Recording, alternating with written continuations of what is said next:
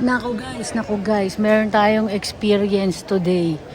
Oh my goodness gracious. Muntik na tayong maiwanan ng aeroplano natin siguro. Alam niyo kung bakit? Abay, pa-chill-chill pa ako sa labas. Nakakalimutan ko guys na meron pa palang passport control. Nasanay kasi ako dito sa Europe na pa-travel na walang passport checking. Only to find out, my goodness gracious. Palabas na nga pala ako ng Europe guys. So ibig sabihin, kailangan ko dumaan ng passport border, no?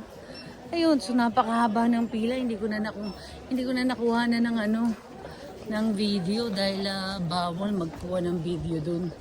So lesson learned guys. Nalibang ako ng kakaikot-ikot. Pero may time pa naman tayo. It's just so happen na naalarma ako sa